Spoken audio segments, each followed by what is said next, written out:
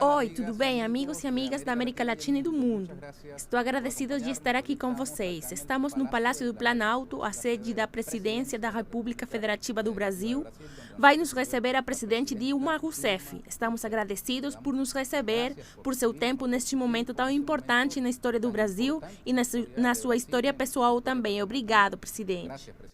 Eu estou muito feliz de receber vocês aqui no Palácio do Planalto. É um prazer falar com a Telesur pelo que ela representa para a comunidade latino-americana em matéria de informações, que são informações muito consistentes. Esta entrevista vai ser transmitida em nossas plataformas em inglês, em português e em espanhol. Para começar, quero perguntar: como está se sentindo com este processo de impeachment que se desenvolveu no Brasil contra a senhora? Eu me sinto injustiçada. Por que eu me sinto injustiçada? Porque esse é um processo que é um processo no presidencialismo. E no presidencialismo não cabe que se faça juízos políticos sobre os presidentes. No caso do Brasil, qualquer processo de afastamento do presidente tem de ser um processo de impeachment com crime de responsabilidade. Não basta a desconfiança política, é necessário que tenha base jurídica, crime. E neste caso, o que caracteriza que é um processo golpista de retirada de um presidente eleito com 54 milhões de votos, é o fato de não ter base jurídica. O que é a base jurídica? Não me acusam de crime de corrupção porque não os cometi. Não tenho contas no exterior. Não tenho processos contra a mim por ter aproveitado de qualquer aspecto do governo. Trata-se de uma discussão sobre contas públicas, sobre administração orçamentária. Ora, administração orçamentária não é base para qualquer afastamento de presidente da República da sua condição de chefe do Executivo, chefe de governo e chefe de Estado. Veja você que no parlamentarismo é possível se afastar um presidente por desconfiança política. E o presidente, inclusive, pode dissolver o parlamento e convocar eleições gerais. No presidencialismo não cabe esse tipo de procedimento. Até porque quem chega à presidência da República chega pelo voto majoritário da população e não um voto proporcional, como é o caso dos deputados ou senadores que atuam num regime parlamentarista. Então, o que está em curso no Brasil? Desde o início do meu segundo mandato, a oposição ficou bastante infeliz por ter perdido a eleição. Essa infelicidade se transformou numa tentativa de chegar ao governo não pelas vias eleitorais. Primeiro, o que fizeram? Pediram recontagem de votos. Conseguiram a recontagem e se demonstrou que eu tinha ganho a eleição.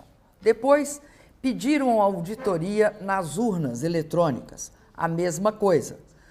Pediram uma verificação nessas urnas e se mostraram absolutamente indevassáveis, não sujeitas a qualquer manipulação. Na sequência, fizeram tratativas para impedir que eu tomasse posse junto ao Tribunal Superior Eleitoral. E isso também se mostrou inviável, porque as minhas contas foram aprovadas e eu tomei posse. Mas não ficaram contentes e continuaram com esse processo. Em dezembro do ano passado, o atual presidente da Câmara dos Deputados, que tem contra ele acusação de contas no exterior, tem um processo e tem denúncias contra ele e tem todo um processo de levantamento das suas atividades como sendo atividades de lavagem de dinheiro. Pois bem, ele estava submetido a uma comissão de ética. Para não ser condenado por essa comissão de ética, precisava de 3 votos. E aí ameaçou o governo, que se o governo, o partido do governo, não votasse nele, ele colocaria esse processo de impeachment em andamento. E assim o fez. Isso foi amplamente noticiado pela imprensa. Neste processo, o vice-presidente, que é do mesmo partido do presidente da Câmara Federal, se uniu a ele e está tentando chegar ao controle do processo e à presidência da República, não pelo voto, porque não os tem, mas através deste impeachment, que na verdade é um golpe de Estado, encobre uma espécie de eleição indireta, porque não tem votos e nem tem programa que a população brasileira apoiaria para que ele fosse eleito. Bom, presidente, o fato concreto é que uma aliança política que os senhores conseguiram desenvolver durante anos com o partido do vice-presidente ficou dissolvida, com essa traição do vice-presidente contra presidente. E hoje ele está fazendo parte do governo, anunciando que tem um programa de governo e está pronto para fazer a posse como presidente. O mais estranho é que o programa de governo que ele está querendo implantar é o que foi derrotado nas urnas em 2014 por nós. Ele, inclusive, só consegue ser vice-presidente porque nós derrotamos esse projeto nas urnas, né, em outubro de 2014. E isso leva a uma situação de ilegitimidade absoluta. Agora, eu queria te dizer que nem todos os integrantes do partido do senhor vice-presidente têm a mesma atitude. Alguns senadores, alguns deputados não tiveram. Se mantiveram leais e não se comportaram como usurpadores. Então, veja você, há uma situação aqui no Brasil em que eles dizem que o processo de impeachment é legal porque está previsto na Constituição. É verdade, o processo de impeachment está previsto na Constituição, mas essa é a parte que é uma meia-verdade, porque o resto, eles não falam. O que é o resto? Na Constituição está previsto que um presidente só pode ser afastado por crime de responsabilidade. Do que eles me acusam? Eles me acusam de 6 decretos orçamentários de crédito suplementar, que suplementam dotações do orçamento. Essas dotações, esses 6 decretos, são muito poucos se você considerar que o ex-presidente Fernando Henrique Cardoso, no ano de 2001, fez 101 decretos. Eu estou sendo acusada por 6 decretos. Do que se tratam esses decretos?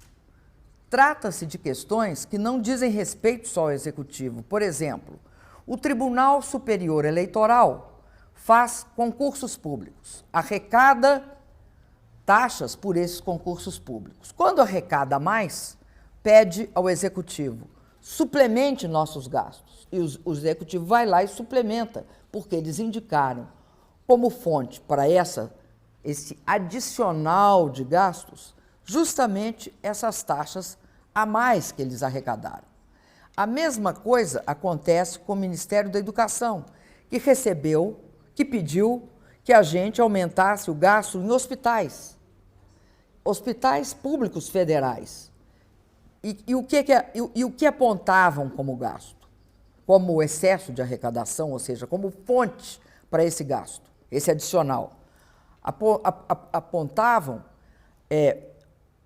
o quê? Contribuições e doações feitas por pessoas físicas e organizações sem fins lucrativos. Então, nós não estávamos tirando de um lugar para botar em outro, nós estávamos usando a prerrogativa que a lei nos dá de aumentar os gastos, alguns gastos específicos. Mas aí eles falam, mas tinha uma meta fiscal. Esta meta fiscal, nós, ao longo do tempo, nós cumprimos, porque fomos ao Legislativo e pedimos autorização para reduzi-la. E mesmo assim, cortamos muitas despesas. Ao mesmo tempo, nos acusam, por exemplo, de fazer um excesso de subvenção ao Plano Safra, à agricultura brasileira. E aí é estranho, porque eu não pratico nenhum ato nesse plano. A lei não atribui ao presidente da República a execução do plano. Não é o presidente que executa o plano. E aí eles dizem que a União, o governo federal, ficou devendo ao Banco do Brasil, que é controlado pela União. Que nós ficamos devendo ao Banco do Brasil. Ora, nós não ficamos devendo o Banco do Brasil, até porque pagamos o Banco do Brasil integralmente. Então, é muito fraca a acusação. E por que é fraca? Tudo o que eles gostariam é que eu renunciasse. Por quê? Porque eu sou a prova de que estão cometendo uma injustiça. De uma certa forma, todos sabem que tem uma injustiça em andamento. E é isso que é muito difícil de lidar politicamente. Porque politicamente fica claro que está se afastando a presidente não por questões legais baseadas nos princípios democráticos, na Constituição, mas também estão querendo nos afastar e vão adotar um programa oposto ao nosso. Eles acham, por exemplo, que só 5% dos mais pobres podem receber Bolsa Família. Ora, 5% da população brasileira mais pobre dá em torno de 10 milhões de pessoas. Recebe o Bolsa Família um pouco mais de 46 milhões de pessoas. Significa que 36 milhões não vão receber. Eles são contra os subsídios que nós damos no programa Minha Casa Minha Vida para garantir que a população mais pobre do país tenha acesso à casa própria. Presidenta, fíjese. A senhora acha que este golpe de Estado parlamentar, como a senhora o definiu, se deve a uma realidade exclusivamente brasileira ou está no âmbito da América Latina toda? A ofensiva que a direita continental desenvolveu desde há muitos anos contra os governos progressistas e de esquerda está na lembrança do que aconteceu na Honduras, no Paraguai e nas tentativas contra o presidente Correa e Evo, e o golpe contra o Chávez, mesmo na situação de conflitividade que vivemos no meu país, na Venezuela. Isso está no âmbito do que está passando no Brasil, na geopolítica latino-americana? Geopolítica latino-americana.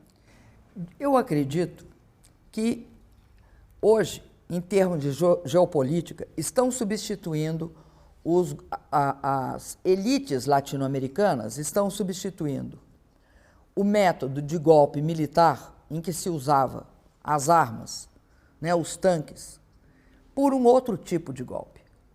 Eu acho que está em curso isso na América Latina e há exemplos como esse que você relatou, que são golpes parlamentares e que fazem parte da seguinte situação. Hoje, na América Latina, é mais fácil você ter uma agenda mais progressiva quando se elege presidente da República, porque aí a população inteira participa. O que acontece? Acontece que nas eleições proporcionais há uma tendência ao maior conservadorismo entre os representantes. Então, o que se vê na América Latina é, muitas vezes, nesse conflito executivo-legislativo, está em andamento justamente o seguinte fato.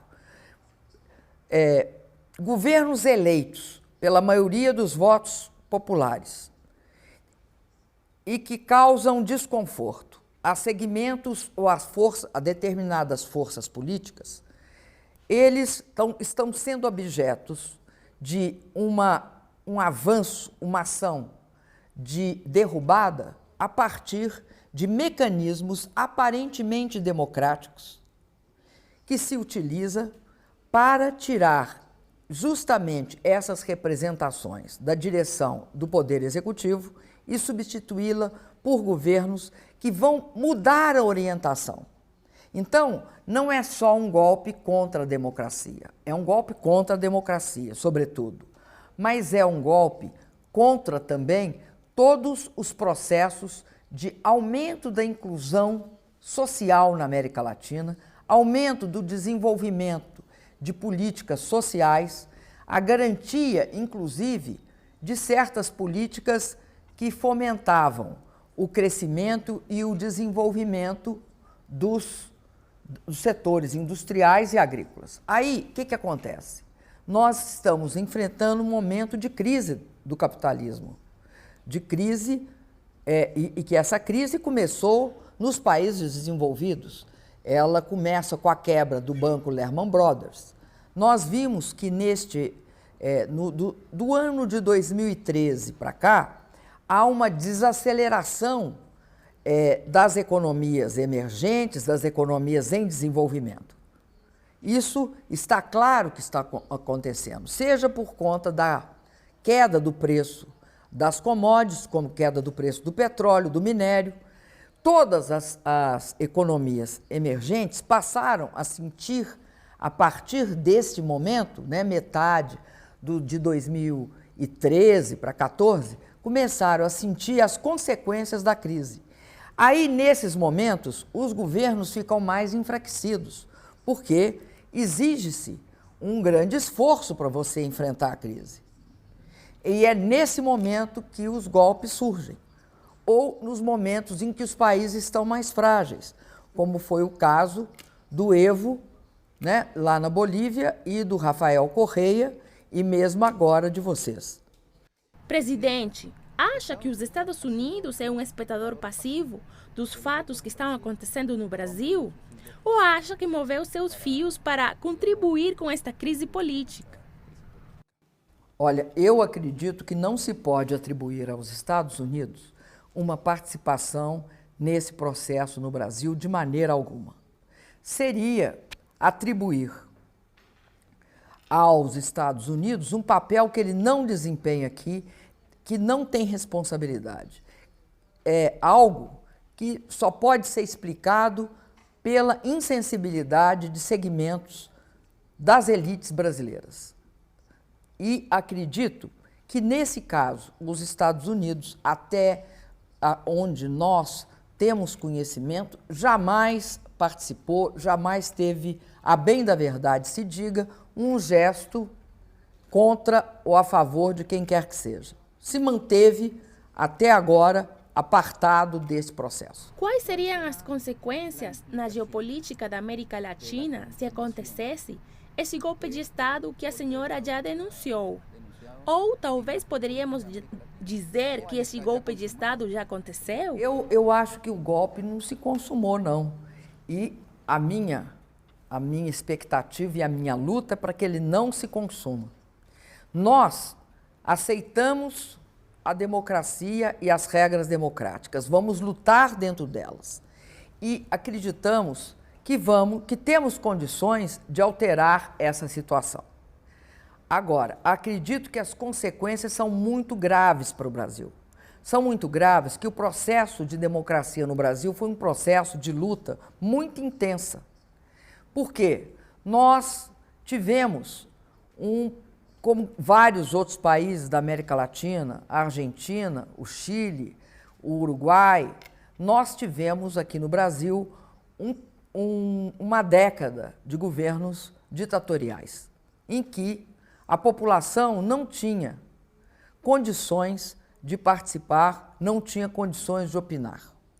Os governos militares não conseguiram produzir nem a prosperidade, nem a inclusão social. Então, a luta de resistência democrática e esse processo, que foi um processo extremamente dolorido, porque nós lutamos, houve pessoas que morreram, houve pessoas que perderam seus direitos políticos, houve pessoas que foram torturadas, presas, exiladas. Então, tem um longo período de luta no Brasil que deságua na Constituição de 88. A Constituição de 88, ela permitiu várias coisas. Ela permitiu que nós fizéssemos o processo de inclusão social extremamente significativo aqui na América Latina. Então, qual é a consequência? A consequência mais dramática é uma desvalorização da democracia. Essa é a primeira consequência. A segunda consequência dramática é a perda de direitos. Direitos conquistados que, se der certo o golpe, nós teremos eles reduzidos. Então, por isso é que eu te digo, nós temos de lutar. A luta apenas começou. E esta luta, ela não se esgota. Ela não se esgota nesse primeiro momento. Ela é uma luta que vai passar por toda a nossa resistência, não só supondo que eu não seja afastada, daqui para frente nós temos de lutar e alertar cada vez mais o país para o fato de que nós temos de construir a governabilidade. Que é impossível, por exemplo, um Congresso extremamente paralisado, porque o presidente da Câmara não deixa as comissões que aprovam as leis funcionar. Mas, ao mesmo tempo, caso o processo seja negativo nesse primeiro momento, nós iremos lutar por 180 dias para que ele não se concretize, porque esse período é o período que vai julgar o mérito. Ou seja, o que é julgar o mérito? É julgar os motivos que levam a esse processo de impeachment. Agora, necessariamente, nós achamos que uma característica que nós devemos estar atrás dela é que não é possível que esse golpe seja um golpe definitivo contra a democracia, que, além deles tirarem uma presidente legitimamente eleita, eles comprometam o processo democrático. É isso que nós não podemos permitir. Chama a atenção que os inimigos da Dilma, essas forças que se aliaram para desenvolver este impeachment, não a querem só fora do governo, mas também querem o Lula e a Dilma na prisão, isto é, fora do jogo político. Que consequências teria esta situação? Ter os principais líderes, as principais figuras deste movimento político na prisão. Acredito que isso é muito, muito difícil. Nas condições atuais no Brasil, encarcerar uma pessoa sem justificar por quê se torna muito difícil, especialmente o presidente Lula ou eu, ou uma pessoa que fica claramente qualificado como sendo perseguição política. Agora, eu acredito que deste processo, a gente tem de se resguardar. E a gente só se resguarda junto com todas as forças que nos apoiaram nesse momento, né? Os movimentos sociais, os mais variados, tanto as entidades sindicais como os movimentos do campo, e também todos os democratas, porque nos últimos tempos o que você tem visto é uma parte da juventude muito expressiva participando e denunciando o golpe. Uma parte grande da intelectualidade, uma parte grande de todos aqueles que não precisam de apoiar meu governo. Muitos, inclusive, são críticos. Mas o que aconteceu? Produziu-se uma grande coalizão democrática de suporte ao fato de que eu não posso ser afastada sem razão. É claro que eles podem tentar criar factoides, ou seja, criar motivos falsos para dizer não, ela tem culpa. Agora vai estar ficando cada vez mais difícil, porque me investigaram de tudo quanto é jeito. Podem continuar investigando, né? Eu tenho mais de 2 anos de investigação nas costas e ninguém nunca provou que eu recebi 1 centavo sequer de dinheiro público desviado para mim. Tanto é assim que me acusam De que me acusam? Me acusam de contabilidade orçamentária. Li sobre o juízo que fizeram contra a senhora quando era jovenzinha. Militava em uma organização revolucionária de esquerda e aconteceu uma coisa semelhante. Não puderam provar nada contra a senhora. Nenhuma participação em algum fato armado, mas mesmo assim foi presa. Sin embargo, igual la sentenciaron. Sim, sin embargo, me sentenciaram. Naquela época, tentavam fazer isso. E, especificamente de mim, não conseguiram nunca provar nenhuma ação militar. Nunca conseguiram. Mas nós éramos condenados por questões bem gerais.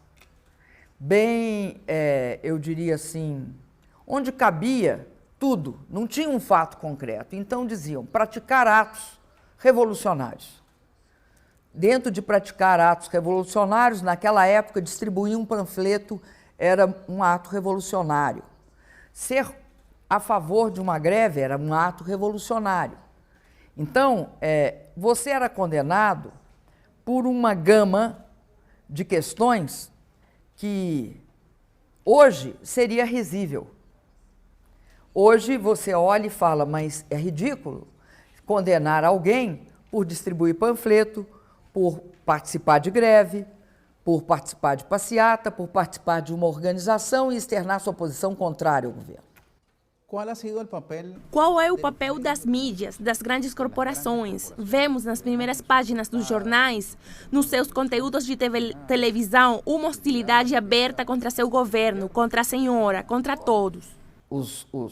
Todas as avaliações, todos os estudos sobre esse novo tipo de golpe que começou a ocorrer aqui na América Latina, eu não conheço estudos sobre outros continentes, mas eu conheço estudos, inclusive da Universidade de Cambridge, sobre o novo tipo de golpe parlamentar. Todos eles apontam um fator como um fator decisivo para esses golpes ocorreram. A presença de grupos de mídia, grandes grupos de mídia que controlam a opinião nesses países.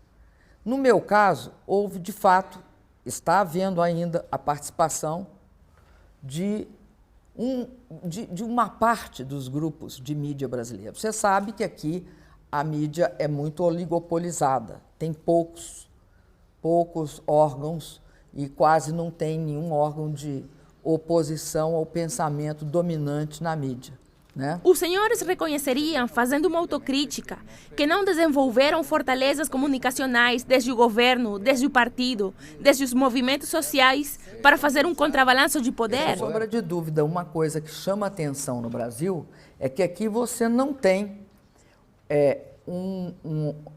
órgãos, não só de televisão, mas jornais e revistas. Algumas revistas têm, na rede social já tem, mas grandes grupos de televisão e jornal, os grandes grupos não são muito diversificados nas suas opiniões. Então, nós temos de fato essa fraqueza. Essa fraqueza é responsabilidade nossa e da sociedade brasileira. Porque você veja, por exemplo, vou dar um exemplo. Você veja o próprio Estados Unidos. Você tem algumas gamas, né? Você tem da Fox News ao New York Times. Veja nos Estados Unidos, na Inglaterra, você tem o The Guardian, o Times, e você tem também uma variedade de opiniões, né? Eu estou dando esses dois exemplos porque eles são de órgãos de imprensa dos países desenvolvidos. A mesma coisa na Alemanha. Na Alemanha você também tem uma gama de opiniões. Aqui no Brasil, a gama é muito estreita. Não que todos sejam iguaizinhos, não é isso que eu estou dizendo. O que eu estou dizendo é que, neste leque, a abertura é muito pequena. Então, esta é uma responsabilidade nossa. Nós não temos, no Brasil, porque isso não é só responsabilidade do governo, é da sociedade, né? Porque você tem aqui toda uma manifestação cultural diversa, você tem uma cinematografia diversa, nada impediria de ter também uma mídia diversificada. Presidenta. O que nos salva, Eu acho que são as redes sociais ainda. Fíjese usted. Ahora, Presidenta, fíjese, nosotros en América Latina vemos con... Presidente, nós da América Latina vemos com expectativa o que acontece no Brasil. Henry Kissinger disse uma vez, a América Latina irá para onde vai o Brasil. E no continente há uma quantidade de movimentos de direita, uns velhos, outros novos, que agora, vendo o impeachment contra a presidente Dilma, dizem nos seus países, chegou sua hora. Qual a senhora acha vai ser a atitude, a reação da direita continental perante os fatos que vai viver o Brasil? E qual será a reação dos movimentos de esquerda latino-americanos, esses movimentos populares sindicais de camponeses, que veem positivamente o que começou com o Lula e com a senhora aqui no Brasil? Com simpatia Olha, que se abriu com Lula e você em Brasil. Eu acredito que é, de fato, uma saída minha do governo, é um retrocesso em termos de tudo que a América Latina conquistou. Agora, eu acredito muito na luta. Eu acho que também os movimentos progressistas, democratas, os movimentos populares, os sindicatos e todas as entidades que são detentoras desse sentimento generoso que é defender o seu povo e a sua nação e esse grande continente irmão, eu acho que também eles saberão se defender. Eu sempre acredito que da luta a gente sai com algumas conquistas. Não podemos deixar de lutar. Eu acho que a América Latina tem experiência suficiente para saber aonde mais nós não podemos ir e saber que a democracia é o lado certo da história, não é o lado errado da história. Pelo contrário, o golpista é o lado errado da história. Quanto a corrupção prejudicou a credibilidade do sistema político brasileiro? Olha, eu não acredito que a corrupção seja monopólio do Brasil. Acho que a própria crise de 2009, que envolveu bilhões e bilhões de dólares, com mecanismos os mais absurdos em relação ao rentismo e à formação de absolutamente anômalas produtos financeiros. Lá nós tivemos também um grande momento, que eu acredito, de corrupção encoberta. O que está acontecendo no Brasil é que se revelou a corrupção. E ela passou a ser um instrumento de combate entre diferentes grupos. E hoje nós temos um processo que é, ao mesmo tempo, um processo positivo, que é o combate a práticas de corrupção que empobrecem o país, que prejudicam a população. Mas você tem, de outro lado, grupos tentando utilizar isso a seu favor. E aí, aqui no Brasil, fazem algo que se chama vazamento. Que é o vazamento? Você coloca na imprensa uma hipótese, e essa hipótese passa a ser a verdade. Com isso, você desmoraliza pessoas, você condena antes de abrir o processo, você não dá direito de defesa. Depois, quando se prova que aquilo não é real, a pessoa já teve a sua desmoralização. Então, os dois procedimentos são contraditórios e estão em curso no Brasil. Tanto esse, que é salutar, saudável, que é você combater a corrupção, como aquele que é usar a corrupção para outros fins, principalmente na luta política e ideológica. Eu agradeço toda a sua atenção e quero te dizer que foi um grande prazer para mim dar essa entrevista para a Telesur. Agradeço muito, presidente, mas queria encerrar com isto. A senhora viu as intervenções dos deputados no Congresso Brasileiro. Essas imagens deram a volta ao mundo.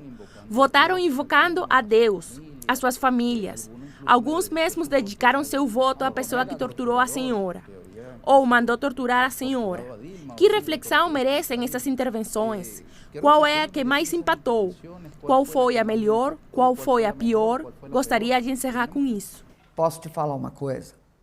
Essa qualidade das intervenções só prova o seguinte: como não conseguiam explicitar do que eu era culpada, nós vivemos esse momento extremamente constrangedor para o Brasil, que foi aquela baixíssima qualidade de declarações, que constrangeu a todos nós. E que eu quero dizer que o povo brasileiro não é aquilo. Muito obrigado, senhora presidente.